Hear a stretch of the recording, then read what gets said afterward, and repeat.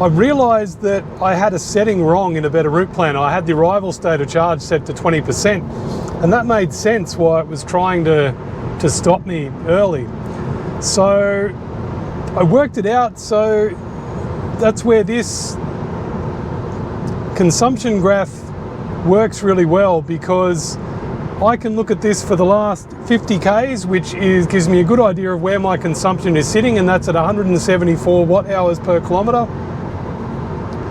And it's telling me my range off that average consumption is going to be 220 kilometres. And then if we have a look to the Knockrow Supercharger, we're looking at 170. So that's quite a good little buffer there. So I think it'll all be fine. We're just going to push through and go to the Knockrow Supercharger. And it's saying we'll get there by 5:30, and it's almost 4 o'clock. Okay, about 40 minutes out from our next supercharging stop near Byron Bay. You could just see there, the wheel just flicked. It started doing that again. I was really happy with the autopilot up until Coffs Harbour. Since that Coffs Harbour supercharger to here, it's really been terrible. It sits here great like this, and watch this car parked here. No, it didn't. It's been doing some phantom braking next to trucks. So if you're next to a truck and it starts to veer a little bit, the car just jumps on the brakes and slows down. Doesn't jump on the brakes to slow like down to half the speed, but it'll just drop 10 kilometers an hour really fast. And it catches you off guard, and I have to put my foot on the accelerator to overcome that. And yeah, it just started, you know, at little pullouts or exits from the motorway here, like here. No, it didn't do it that time. Just randomly, it will jerk the steering wheel a little bit and move the car as if it's going to take that exit. And I don't have Navigate on Autopilot on. I thought I would leave that off and see what happens, but it's still doing it. So yeah, not impressed. You know, it's really disappointing, because when I first got the car and it was using radar, Autopilot was bulletproof. So yeah, not super impressed with the Autopilot right now, but I've used it enough that I have got a bit of an idea as to where it's going to you know, do these quirky little things that it does. So it's better. But if you're new to Autopilot or new to Navigate on Autopilot, just be super careful on roads like this with cleared lane markings, where there's a good contrast between the color of the road and the color of the markings. It's pretty good, and the auto lane change will work fine. If the markings are hard to see, I'd just be really careful about using Navigate on Autopilot or auto lane change. So looking here, we're still on target. Getting to the charger with the car is saying 11%, and a better route planner is saying 13%. I would be more inclined to trust a better route planner. And where are we at? 664 kilometers, 116 kilowatt hours I've used, and 174 watt hours per kilometer.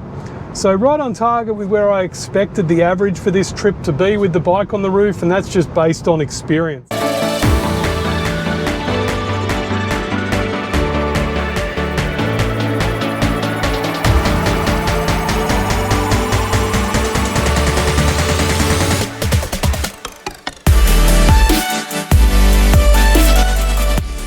Okay, so we're here at the Knockrow Charger here near Byron Bay, and I've arrived with 11%. So I'm just going to go and plug in, and we'll see what rate of charge we get. Then, yeah, we're going to go to the Rochedale Supercharger on the south side of Brisbane.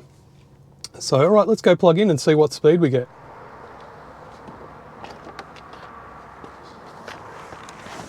Okay, DC fast charging contactors just came in, so we're ramping up. It's 13 degrees outside, getting a bit chilly. So here we go, ramping up, 50, 60, 70, 100. Whoa, 127. 134 out of a 130 kilowatt supercharger. So this is still a V2, so this is as quick as you can get in the V2. We'll just see how long that goes for. I'm going to go over and use those restrooms there.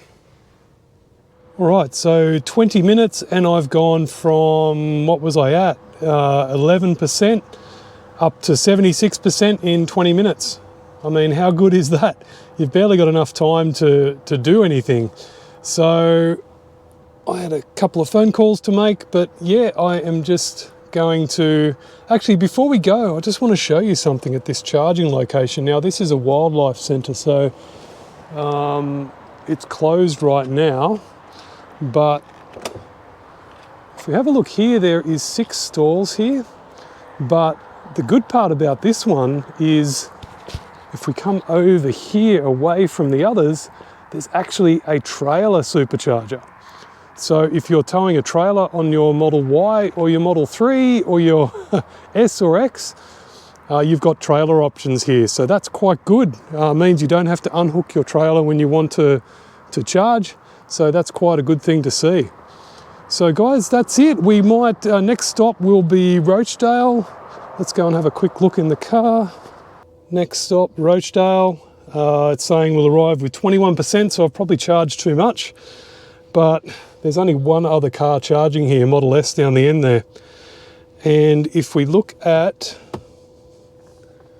Better Route Planner, it is saying we will get there with 10%.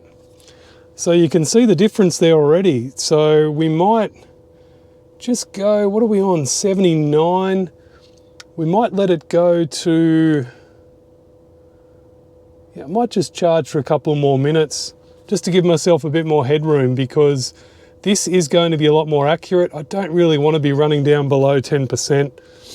I just want a bit more of a safety margin than that, because I've got the bike on the roof and the weight. I just don't know.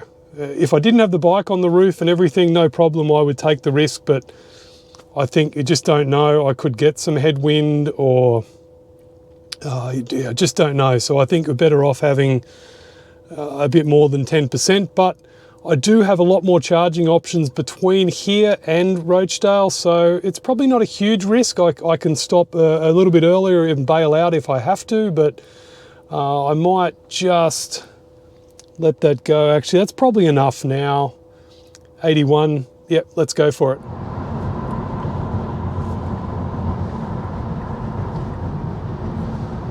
Okay, so I just wanted to get going before I really charged too much. You can see now, going to this V3 supercharger, it's predicting I'm going to arrive with 30%, so I probably won't get 170 kilowatts.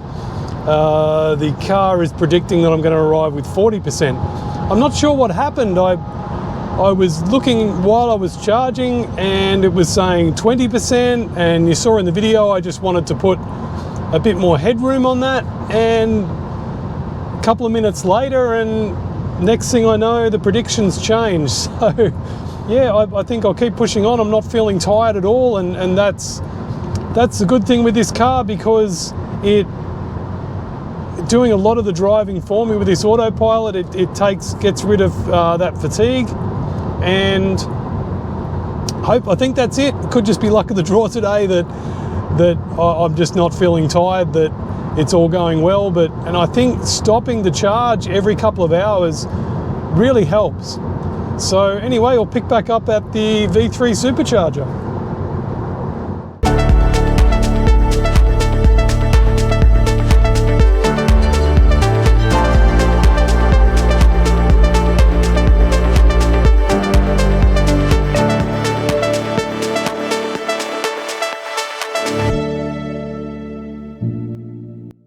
Okay, so I'm here at Rochedale, the V3 Supercharger. So trip stats, 883 kilometres, 154 kilowatt hours and 174 watt hours per kilometre. My battery is only at 37.5. It didn't really precondition it hot enough, but we'll plug in and see what speed we get.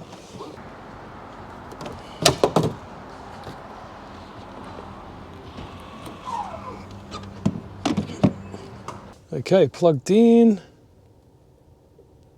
charging. What do we get? 120, 130, 140, 146. Anyway, that's still pretty quick. I would have loved to have seen it get to 170, but yeah, battery's just not warm enough. Yeah, we'll charge here for about 16 minutes.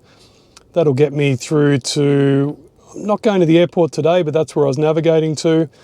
So I've got to find a place to stay, so I better get looking. It's not going to take long to charge. Okay, so yeah, it didn't last long. It's dropped down to 103 now. 108. Yeah, anyway, the battery wasn't warm enough and my state of charge is too high. But anyway, another time I'll be able to get 170.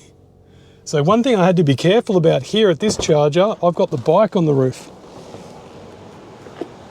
And it only just made it under. Well, not only just, but something to think about if you've got something on your roof. All right, so I've ended up just charging a little bit more. I found some accommodation on the Sunshine Coast. I'm going to stay at the Novotel Hotel, which is close to the airport. So I'll be able to just get up in the morning and take my time, go and top off the car to 100% for the long trip we need to do out west of the Sunshine Coast. So out in the country. So I will touch base once I get to the hotel.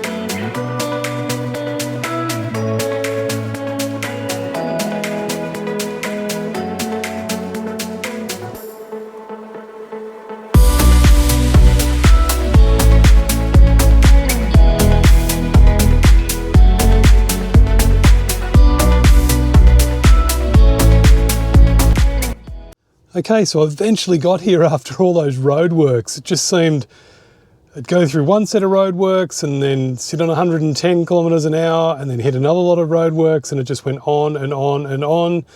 So eventually got here. I think that added probably 30 or 40 minutes to the trip.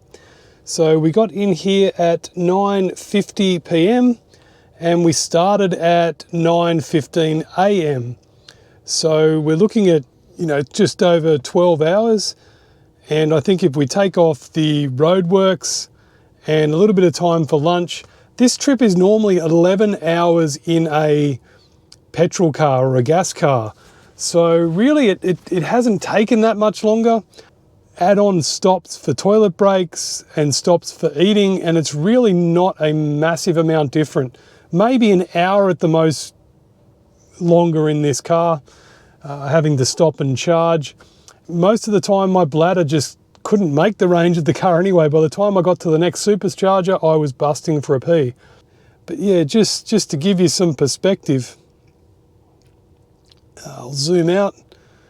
I mean, there's Australia. I went from here in Sydney right up here across the border into Queensland, and I'm up here on the Sunshine Coast. Now, just show you how nice this place is. Look at where I am and look at those, you know, I'm right on the beach here. The beaches up here are amazing. So yeah, looking forward to spending some time. We need to go inland, up in here. Where are we? Inland, out this way. We're going out to a wedding, and then we're going to come back. Actually, we're going to be inland over here. But then we're going to come back and spend some time in Noosa. So yeah, looking forward to it. Just a bit of downtime. Even though it's winter, yeah, it's pretty warm up here. Not right now, it's 13 degrees, but all the stats for this trip will be in my Teslafy account. So what I'll do is just add a little extra briefing here at the end, and we'll just run through some of those stats. Now, I appreciate you sitting through this. I made it a two-part video because as I was going through, there are a lot of things I just didn't want to leave out. I thought there were a few things I needed to explain there. And look, it is a long drive and there are a few charge stops there and a lot of stats to go through. So I decided to make it a two-part. I thought if I had it as the 45-minute video or whatever it is, it really just turns people off when they see how long the video is. So I thought I'd split it up into two parts, and that would make it a bit more of a watchable video in one session. And yeah, I just had, that's why I had to do that. So some of the stats, yeah, it was a long drive, 1,012 kilometers, and actual driving time was 10 hours and 33 minutes, plus charge time. Now charge time, I was a bit shocked at the end. It didn't really feel like I'd charged this long, but I guess they all add up. There was 5 charge stops. Now average was about 20 minutes per charge stop, but there was an hour and 50 minutes for the total charging time. Now remember, I wasn't going for any speed records here. I probably could have taken a bit more of a risk with my charge times. I was having to top up a little bit more because of the bike on the roof giving me a higher consumption, but I hadn't driven that. This was actually the longest road trip I've done in one hit. I have driven on the freeways, I have supercharged, I have done that, but this was the longest one I have done in one day. So remember, I was new to this long journey. I hadn't charged at some of these superchargers before, so I hadn't done that distance between them before. I wasn't experienced on this route, so I was playing it pretty careful. And yeah, having that bike on the roof just threw another element in there because I couldn't trust what the car was telling me. I had to go by a better route planner and making judgment calls as I was driving, looking at my consumption while I was driving. So it didn't work out. I had a few glitches there, which probably meant I charged for a lot longer than I really needed to. And there were some long stretches there where I did push it to that 90% state of charge so that I could, there was one leg there I wanted to skip that McLean Supercharger, and I went directly from Coffs Harbour to the Knockrow Supercharger there, and that, you saw that pushed at 90%. I was down to 11% when I arrived there, so I really did need to charge that 90% just so I could skip that other stop. Now, would it have been quicker if I had have just charged to 60% at Coffs Harbour and then just done a quick top up at McLean? I don't think it would have saved me much time at all, because with the V2 superchargers, they're maximum 120, 130, depending on which one you're at. And I was charging at a really good charge rate. So it wasn't like, it really only dropped off after about 70%. This car has a very flat charging curve. So it really only starts to drop off dramatically after about 80%. So yeah, maybe I would have saved myself 5 minutes charging time, but to actually have to stop at that McLean Supercharger, exit the freeway, go across to the charger, plug in, and do that, I really think I didn't save much time, and I think I made the good decision to skip that supercharger. So yeah, there ended up being an hour and 50 charging time, but total trip time ended up being 12 hours and 50 minutes, but I can take half an hour off that for roadworks that I had. I had these horrible roadworks just because I was started drive. It was getting in the evening, late in the evening, around 9 p.m. A lot of the roadworks started up and it was horrible. I was sitting in the worst traffic at the end there, and that just added probably half an hour to my trip there. So just over 12 hours for over 1,000 kilometer journey. Not too bad, considering I wasn't trying to get a good time. And I think I did pretty well. I didn't push it too hard. I sort of did it, and that's why I called the video, the normal person's 1,000 kilometer challenge, because this is really, in real life, this is what most people will do. I mean, you see Bjorn Nyland there in Norway, where he's got tons of charges to select from. He can really push it and risk it. Plus, he has 120 kilometer per hour zones to do his 1,000 kilometer challenges in. So it's a very different scenario. So I think just over 12 hours is pretty reasonable without pushing it too hard and taking too many risks. And yeah, it's a normal person's 1,000 kilometer challenge. So I thought it went really well. I didn't get fatigued. I felt quite good. I wasn't taking any risks, and I wasn't breaking the speed limit. So that's pretty good. Cost-wise, the total supercharger cost is $103, and I didn't have any free supercharging credits, so I paid for that. And that's still cheaper than what I would have paid with a gas car. Not by a great deal, but it was cheaper. and the supercharging was pretty expensive, and I think that's why it's good to refer people if you can and get those referral credits and try and save some money on supercharging. But if I wanted to, I could have used non-Tesla chargers and saved a bit of money and possibly planned the trip a bit differently. And I possibly even could have done this trip for free if I had have used all the NRMA 50 kilowatt superchargers. It would have taken me a lot longer, but it would have been free. Or I could have just planned in some of those charges, and I could have done this with some scenic breaks. I could have stopped at some scenic spots and charged using free charging. It would have been slower charging, but then if you're stopping to look at the scenery or go for a walk, do some shopping, have a long lunch, that doesn't matter. So this was all purely superchargers, and so I'm going to pay the price for the convenience and speed of those chargers. So that, I still think that's pretty reasonable. That would have easily been a tank of fuel in my Volkswagen Tiguan, and that would have been, you know, well over $100 worth of fuel in that car. So, look, I'm happy with that. I'd even be happy if it was the same price as a gas car, because this car is just so much nicer to drive, and it's a better experience. So that's no problem there. Average temperature for the trip was 15 degrees Celsius, so a little bit cooler, and that probably upped the consumption a little bit.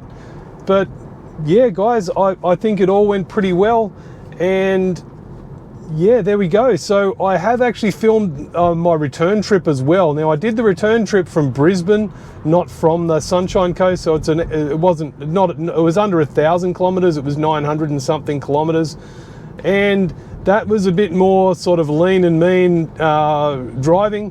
I took the bike off the roof. I didn't have all the luggage in my car, so I was able to put the bike inside the car and just not have any extra drag on the roof.